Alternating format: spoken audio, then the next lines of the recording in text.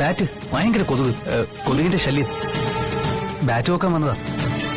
അത് അച്ഛന്റെ മുറിയിലാണെന്ന് തോന്നുന്നു. ഓക്കെ ഓക്കെ ശരിയാ, ഞാൻ എടുത്തോളാം.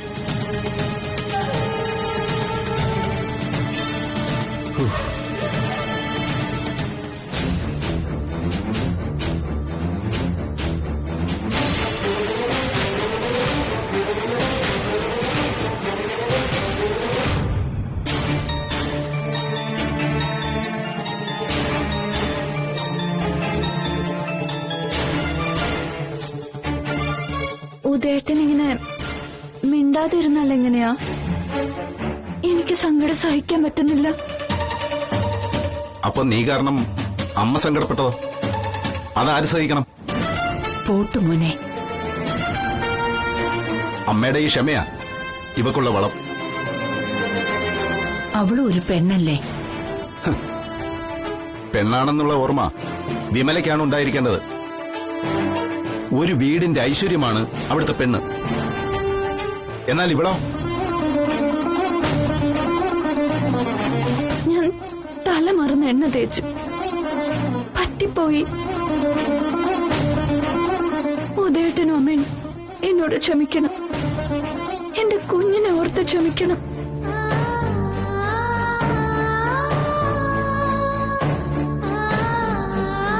മോനെ, കഴിഞ്ഞതൊക്കെ കഴിഞ്ഞു. വിമലയ്ക്കൊരു ബുദ്ധിമോശം പറ്റി. നമ്മളല്ലേടാ ക്ഷമിക്കേണ്ടത്. എന്ത് പ്രായശ്ചിത്തം വേണേലും ഞാൻ ചെയ്യാം. ഇവിടുന്ന് അടിച്ചിറക്കി വിടാം. എങ്ങോട്ടെങ്കിലും പോവാൻ എനിക്ക് കഴിയൂ.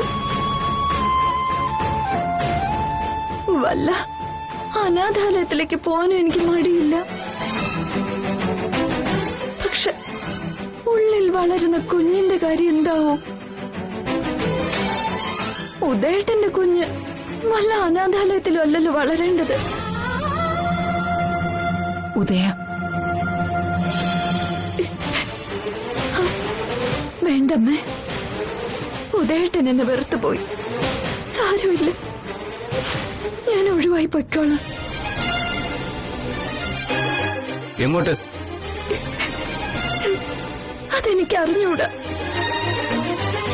വിമല പോകുന്നത് ആശുപത്രിയിലേക്കാണ്, ചെക്കപ്പിന്.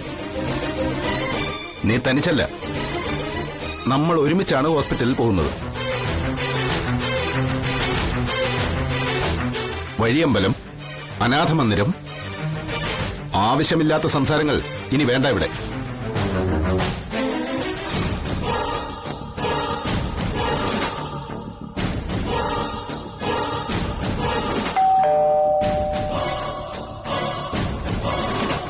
ഞാൻ പോയി നോക്കാം.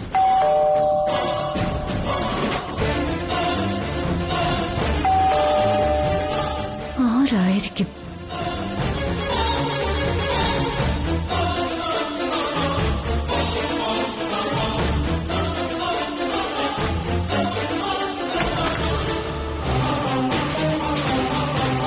Good morning sir.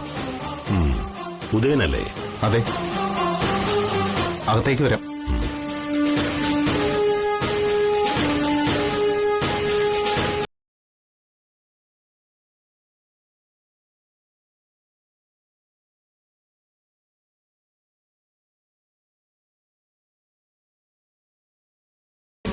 ഞാനിവിടെ വന്നിരുന്നു. മാഡത്തിനെ കാണാൻ കഴിഞ്ഞില്ല. സത്യമായും ഞാനിവിടെ ഇല്ലായിരുന്നു സർ. കുളത്തപ്പുഴയിലെ രവിമാമന് സുഖമില്ലെന്ന് അറിഞ്ഞിട്ടേ അവിടേക്ക് പോയതായിരുന്നു. കുറെ ദിവസം അവിടെ ആയിരുന്നു. ഓക്കെ. അപ്പോ ഹസ്ബൻഡ് കുളത്തുപുഴയിൽ വന്നാണോ വിമലയെ കണ്ടത്? എന്നിട്ട് എല്ലാവരും കൂടി ഇങ്ങോട്ട് പോന്നു. സാർ വന്നത് നിങ്ങളുടെ വൈഫിനോട് ചില വിവരങ്ങൾ ചോദിച്ചറിയാനുണ്ട്. എന്നാല് നമുക്ക് സ്റ്റേഷൻ വരെ പോയാലോ? അയ്യോ ഉദയേട്ടാ. സർ, നിങ്ങൾക്കെതിരെ ഒരു പരാതി കിട്ടിയിട്ടുണ്ട്. ഭർത്താവിന്റെ വൃദ്ധരായ അച്ഛനമ്മമാരെ ഈ ഫ്ളാറ്റിൽ വെച്ച് നിങ്ങൾ പീഡിപ്പിച്ചിരുന്നു. അയ്യോ. പോരാത്തതിന് അവരെ ഇവിടെ നിന്ന് റോഡിലേക്ക് ഇറക്കി വിടുകയും ചെയ്തു. അമ്മേ, അതിന്റെ അന്വേഷണത്തിന് ഞങ്ങളിവിടെ വന്നപ്പോ വിമല ഈ ഫ്ളാറ്റിനുള്ളിൽ ഒളിച്ചിരുന്നു. അയ്യോ സാർ, ഞാൻ കൊളുത്തപ്പുഴ. സ്റ്റോപ്പ്! എല്ലാവരെയും ഫൂളാക്കാമെന്ന് വിചാരിക്കരുത്. ഉദയ, വൈഫിനെ ഞാൻ സ്റ്റേഷനിലേക്ക് കൊണ്ടുപോവാ. അയ്യോ സർ, അവൾക്ക് നല്ല സുഖമില്ല. പക്ഷെ എനിക്ക് ചോദ്യം ചെയ്ത് മൊഴിയെടുത്തേ പറ്റൂ. വിജയ്, സർ. അയ്യോ അമ്മ, ഉദേട്ട, ഞാൻ സാറേ, വിമലയ്ക്ക് ശകലം മുൻകോപമുണ്ട്. ദേഷ്യം വന്നാ അതും ഇതുമൊക്കെ വിളിച്ചു പറയും. പക്ഷേ കുറച്ച് കഴിയുമ്പോ അതെല്ലാം അങ്ങ് മറക്കും. ഇവളെന്നെ ഉപദ്രവിച്ചിട്ടും മറ്റുമില്ല. നിങ്ങൾ ന്യായീകരിക്കണ്ട. അപ്പുറത്തും ഇപ്പുറത്തുള്ള താമസക്കാരിൽ നിന്ന് ഞാൻ വിവരങ്ങൾ കളക്ട് ചെയ്തിട്ടുണ്ട്. അയ്യോ അമ്മേ. നിങ്ങൾ മരുമകളിൽ നിന്ന് എന്തെല്ലാം അനുഭവിച്ചിട്ടുണ്ടെന്ന് എനിക്കറിയാം. വിജയ്, അയ്യോ നടക്കിങ്ങോട്ട്. വേണ്ട സാർ, വരാൻ. ഉദേട്ട ഒന്ന് പറഞ്ഞു മനസ്സിലാക്ക്. സർ, സർ പ്ലീസ്, ഇവളുടെ ഭാഗത്ത് തെറ്റുണ്ട്. തെറ്റു മാത്രമേ ഉള്ളൂ. പക്ഷേ ചെയ്തുപോയ തെറ്റുകളെ കുറിച്ച് വിമലയ്ക്ക് ഇപ്പൊ കുറ്റബോധമുണ്ട്. ഇത് പൈങ്കിളി കഥയല്ല മിസ്റ്റർ, കുറ്റബോധത്തിന്റെ കാര്യം പറയാൻ. വിമല ഇപ്പൊ പ്രഗ്നന്റ് ആണ് സർ. ആദ്യത്തെ പ്രഗ്നൻസിയാ. വളരെ കെയർ ആവശ്യമുള്ള സമയം അത്. ഈ സിറ്റുവേഷനിൽ പോലീസ് സ്റ്റേഷനിൽ കൊണ്ടുപോകുന്നത് ദയവ് ചെയ്ത് ഒഴിവാക്കണം സർ. എനിക്ക് പരാതിയില്ല സാറേ. ഇവൻ എന്റെ മോനും ഇവൾ എന്റെ മോളും എന്നാ ഞാൻ വിചാരിക്കുന്നത്. മക്കളുടെ ഭാഗത്ത് എന്തെങ്കിലും തെറ്റുകുറ്റങ്ങൾ ഉണ്ടായാൽ അമ്മമാര് പൊറുക്കണം. എനിക്ക് പരാതിയില്ല. Sir please.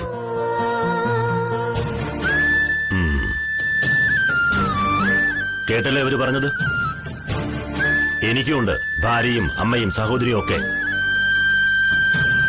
ബന്ധങ്ങൾ എന്താണെന്ന് മനസ്സിലാക്കാൻ നോക്ക്.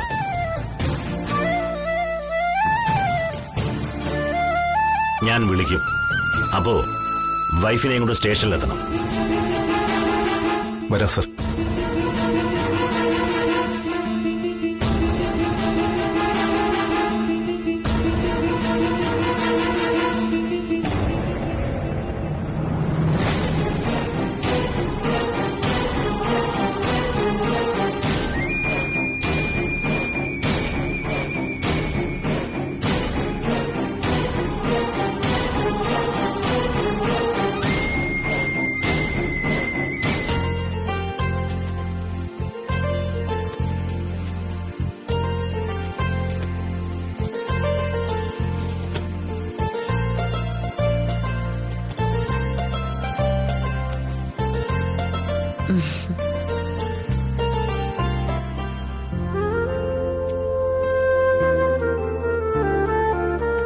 മീരയ്ക്ക് മാത്രമായി ഒരു ബാങ്ക് അക്കൗണ്ട് തുടങ്ങണം.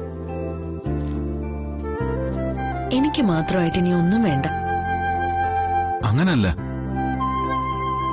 കൃത്യമായ ട്രാൻസാക്ഷൻ നടക്കാത്തതുകൊണ്ട് നിലവിലുള്ള തന്റെ ബാങ്ക് അക്കൗണ്ട് ക്യാൻസൽ ആയിട്ടുണ്ട്. എനിക്കിപ്പോ ഒരു ബാങ്ക് അക്കൗണ്ടിന്റെ ആവശ്യം എന്താ? ഇനി എന്തായാലും സമ്പാദിക്കാൻ ഉദ്ദേശിക്കുന്നില്ല. പണം വേണമെങ്കിൽ തരാൻ വീട്ടിൽ തന്നെ ആളുണ്ടല്ലോ. ഒക്കെ ശരിയാണ്, പക്ഷേ ജീവിതമല്ലേ, എപ്പോഴാണ് ആവശ്യങ്ങൾ ഉണ്ടാവുക എന്ന് പറയാൻ പറ്റില്ല. അന്നേരം കൈനീട്ടാൻ എനിക്കൊരാളുണ്ടല്ലോ. ആരുടെ മുമ്പിൽ കൈ നീട്ടരുത് മീര.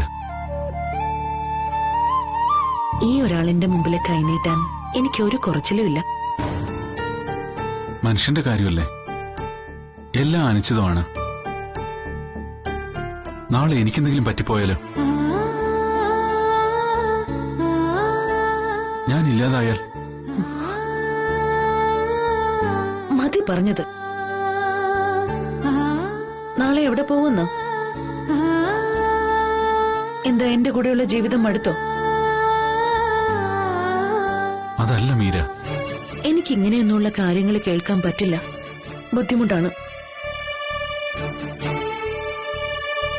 മീര, ബാങ്കിൽ നമുക്ക് രണ്ടുപേർക്കും കൂടിയുള്ള അക്കൗണ്ട് മതി. മതി, സമ്മതിച്ചു. സോറി കേട്ടോ. വലിയൊരു തത്വം കൊണ്ട് വന്നിരിക്കുന്നു. ഇനി ഇതുപോലെ എന്തെങ്കിലും പറഞ്ഞാ ചെവിക്ക് പിടിക്കും ഞാൻ. എങ്കിൽ ഞാനിങ്ങനെ ഓരോന്ന് പറഞ്ഞുകൊണ്ടേയിരിക്കും. ചെവിക്ക് പിടിക്കുമല്ലോ.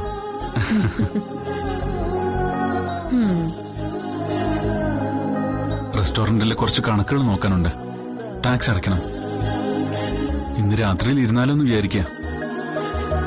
ബ്ലാക്ക് ടീ, ബ്ലാക്ക് കോഫി മുതലായവ ഉണ്ടാക്കി തന്ന് സഹകരിക്കാവുന്നതാണ്.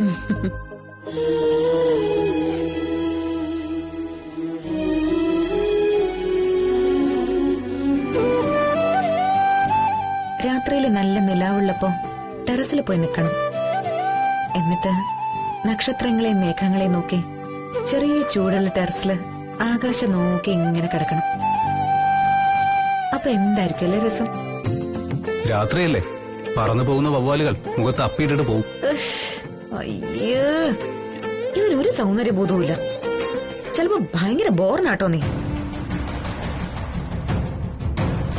അപ്പോ അരവിന്ദ് സാറും അമ്മയും ടെറസിൽ പോയി നിൽക്കുവോ രാത്രിയില്? ആ, നമുക്കേ അവരെ കൂടെ വിളിച്ചോണ്ട് ടെറസിൽ പോയി രാത്രി മുഴുവനും വർത്താനം പറഞ്ഞോണ്ടിരുന്നാലോ? എന്തിന്? അവർക്ക് അവരുടെ രാത്രി, നമുക്ക് നമ്മുടെ രാത്രി. No entry for cut rooms to അവർ സ്വർഗം.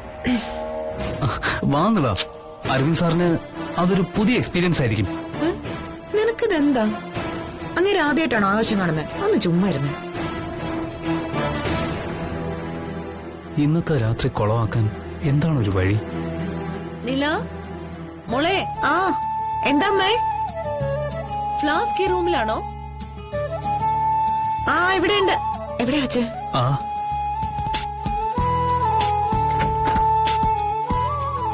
എന്താ അമ്മ? അപ്പുറത്തെ ആളെ ഇന്ന് രാത്രി മുഴുവൻ ഉറക്കം വിളച്ചിരുന്ന് കണക്ക് നോക്കുക അത്രേ. ഓ, കട്ടൻ ചായ വേണമെന്ന് കുടിക്കാൻ ഞാൻ എടുത്തു കൊടുക്കട്ടെ? Good night. Good night.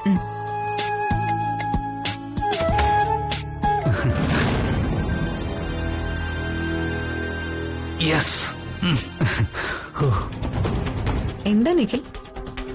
ഏയ്, ഒന്നുമില്ല.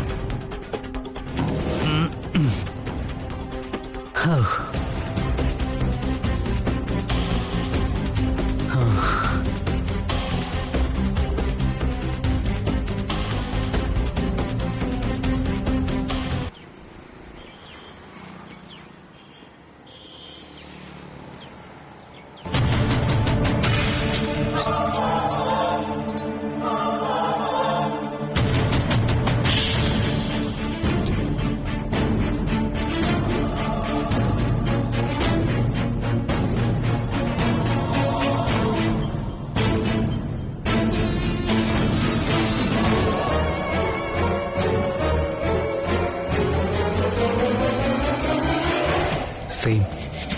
ആര് കണ്ടാലും തിരിച്ചറിയില്ല.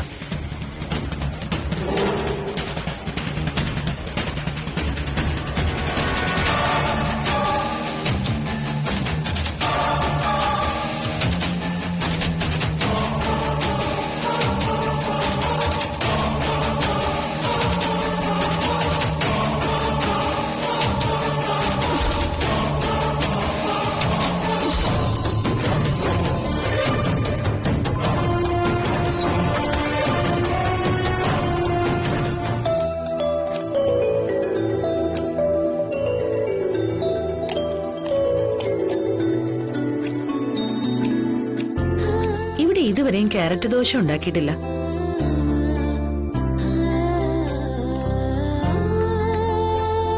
ഞാനൊരു ദിവസം ഇവിടെ വന്നപ്പോ മീര ചോക്ലേറ്റ് ദോശ ഉണ്ടാക്കിയത് ഓർമ്മയുണ്ടോ? അതൊക്കെ ഒരു ധൈര്യത്തിനങ്ങ് ചെയ്തതാ. കുഴപ്പമില്ലാതെ പോയത് ഭാഗ്യം.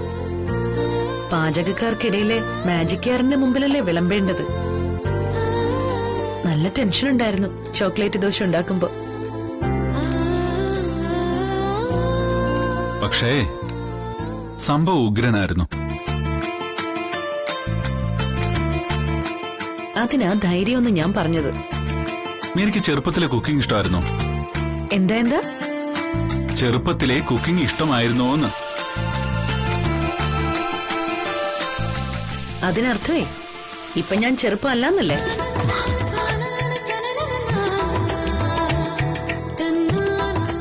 അങ്ങനൊന്നും ഞാൻ ഉദ്ദേശിച്ചില്ല കേട്ടോ. ഇന്നും എന്നും ചെറുപ്പമായിരിക്കും മീര, എന്റെ നിത്യവസന്തം. അയ്യോ, ഞാനൊന്നും ചോദിച്ചില്ല, പറഞ്ഞുമില്ല. ഇനി ചോദിച്ച കാര്യത്തിന് ഉത്തരം പറയാം. എന്റെ അമ്മ അച്ചടക്കത്തിന്റെ കാര്യത്തില് ഭയങ്കര സ്ട്രിക്റ്റ് ആയിരുന്നു. ഒരു 5-6 വയസ്സ് മുതല് അടുക്കളയിൽ ഓരോ സഹായത്തിനും വിളിക്കുമായിരുന്നു. അതുകൊണ്ട് പാചകം ഞാൻ പ്രത്യേകമായിട്ട് പഠിച്ചില്ല എന്ന് പറയാം. ജീവിതത്തിന്റെ ഒരു ഭാഗമായി തീർന്നു, അത്ര തന്നെ. കുക്കിങ്ങിലെ ഒരു പ്രധാന പോയിന്റാണ് മീര ഇപ്പൊ പറഞ്ഞത്. സംഗീതമോ നൃത്തമോ ചിത്രമെഴുത്തോ പോലെ ഇൻബോണായി കിട്ടുന്ന ഒരു കലയാണ് പാചകം. പഠിച്ചാൽ കുറെ കൂടി നന്നാവുന്നേ ഉള്ളൂ. നന്നായിട്ട് വിഭവങ്ങൾ ഉണ്ടാക്കുന്നവരെ കുറിച്ച് എല്ലാവരും പറയുന്നൊരു വാക്കുണ്ട്, കൈപുണ്യം. മറ്റൊരു ജോലിയുമായിട്ട് ബന്ധപ്പെട്ട് മാത്രമേ ഞാൻ ആ വാക്ക് ഉപയോഗിക്കുന്നത് കേട്ടിട്ടുള്ളൂ. ആരെ പറ്റിയാണ്? ഡോക്ടേഴ്സിനെ പറ്റി. ശരിയാണല്ലോ, 2 ജോലികളും തമ്മിൽ വലിയ ബന്ധമാണുള്ളത്. നമ്മൾ ഉള്ളിലേക്ക് കഴിക്കുന്നതിന്റെ നന്മയും തിന്മയും അനുസരിച്ചാണ് രോഗിയാവണോ വേണ്ടയോ എന്ന് നിശ്ചയിക്കുന്നത്. രോഗം വന്നാ ഡോക്ടറുടെ സഹായം വേണം. ചുരുക്കി പറഞ്ഞ നല്ല ഫുഡ് കഴിച്ചാ ഡോക്ടറെ ഒഴിവാക്കാം. അതെ രാജു. എന്താ വിളിച്ചേ? രാജുന്ന് വിളി അങ്ങനെ അങ്ങ് ആക്കിയാലോ? അത് വേണ്ട. എനിക്ക് ഇങ്ങനൊരു വിളിപ്പേരുണ്ടെന്ന് ഇവിടെ മറ്റാരും അറിയണ്ട. നിളയുടെ ചെവിയിലെങ്ങാണോ എത്തിയാലുണ്ടല്ലോ, ഫ്ളാറ്റിലുള്ളവരെ മൊത്തം അറിയിക്കും. എന്നാലും നിലയോട് പറഞ്ഞ രസമായിരിക്കും. ഈ പാവപ്പെട്ടവൾക്ക് അങ്ങോട്ട് വരാമോ ഇപ്പോ? പിന്നെന്താ? അല്ല, എന്നാലും ഇനിയിപ്പോ മുൻകൂട്ടി അനുവാദമൊക്കെ ചോദിച്ചിട്ട് വേണമല്ലോ വരാൻ. ഞങ്ങളെ ഇവിടെ ഒരു രഹസ്യം പറഞ്ഞുകൊണ്ടിരിക്കുകയായിരുന്നു. പറയല്ലേ പ്ലീസ്. ഞാൻ അറിയാൻ പാടില്ലാത്ത വല്ല രഹസ്യം. ഒന്നുമില്ല മീര. എടോ, ഒരു പേരിന്റെ കാര്യം. പറയല്ലേ പ്ലീസ് പ്ലീസ് മീര പേരോ? പ്ലീസ്. ഒന്നും പറയണ്ട, ഞാൻ ചോദിക്കില്ല. അമ്മ ഒന്നുമില്ല, അമ്മ പറ എന്റെ പേരിന്റെ കാര്യം പറ. ആരുടെ പേരിന്റെ കാര്യമായിരുന്നു? മീര ആ, മിണ്ടരുത്. അതെ, ഈ ക്യാരറ്റ് ദോശയ്ക്ക് വേറെ എന്തെങ്കിലും പേരുണ്ടോ? അതാ വിഷയം. അതാണ് കാര്യം. ഇതായിരുന്നു ഇത്ര വലിയ കാര്യം. ആ ടിഫിൻ ബോക്സിംഗ് എടുത്തരൂ. നിഖിലിനെ ഓഫീസിൽ കഴിക്കാൻ കൊടുത്തേക്കാൻ. അവന് കുറച്ച് ദോശ മതി. ക്യാരറ്റ് ദോശയാണ്, അപ്പൊ അതില്ലാത്തോണ്ടേ നിഖിൽ നന്നായിട്ട് കഴിക്കും. ഒരു 5 എണ്ണം കൂടെ വെച്ചോളൂ.